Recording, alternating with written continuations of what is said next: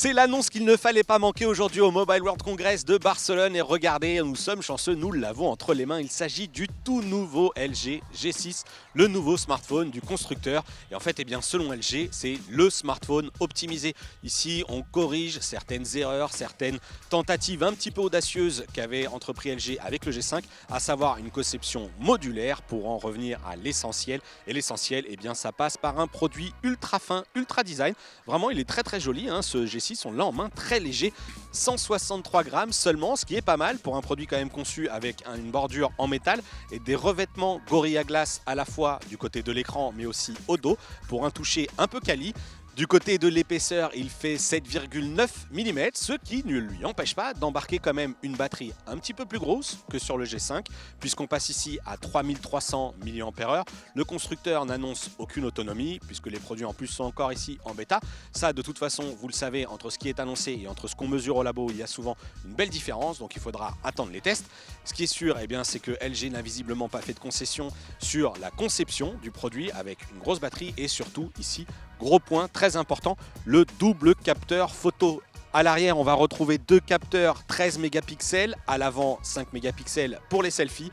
Mais c'est surtout la notion de grand angle ici qui nous intéresse, puisque le capteur à l'avant offre lui un champ de vision de 100 degrés. À l'arrière, l'un des deux capteurs 13 mégapixels offre un champ de vision de 125 degrés. Regardez un petit peu à l'image, c'est flagrant lorsqu'on passe du premier capteur dont le champ de vision est à peu près de 70-72 degrés selon LG et qu'on bascule sur le second capteur à 125 degrés. Vraiment, on a une vue beaucoup plus large. Sur les bords, lorsqu'on utilise le capteur grand angle, eh bien, c'est flou.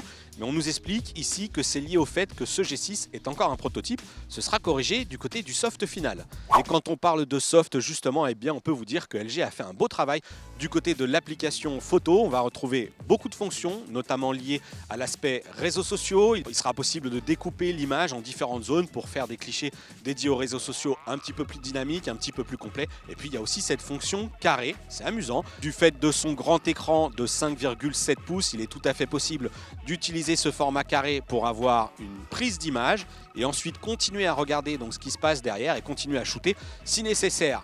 Et cet écran de 5,7 pouces, eh bien c'est le gros morceau du G6. C'est là-dessus que LG mise tout. On l'a senti vraiment lors de la conférence. La définition QHD+, un beau piqué d'image. Là encore, il faudra attendre d'avoir le modèle final, faire les tests en labo pour voir. Mais le premier contact qu'on a avec ce G6 est plutôt flatteur.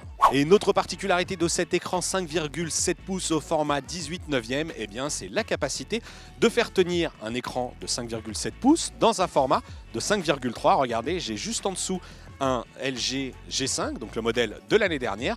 Et en fait, eh bien, le G6, il n'est pas plus large, pas plus épais non plus. Il est même plus fin, puisque à l'arrière du G5, on va retrouver un dos bombé au niveau du capteur et du lecteur d'empreintes, et ce qui n'est absolument pas le cas sur le G6, c'est complètement plat.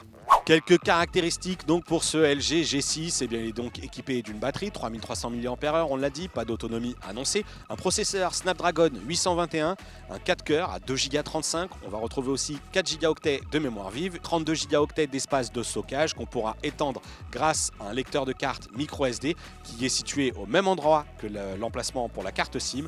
Précisons également que ce G6, il est étanche IP68, donc résistant à l'immersion sous 1 mètre pendant 30 minutes. Le LG G6 sera disponible au mois d'avril. Pour l'instant, il n'y a pas de prix définitif. On nous dit juste qu'il sera plus cher que le G5 au lancement, donc plus cher que 700 €.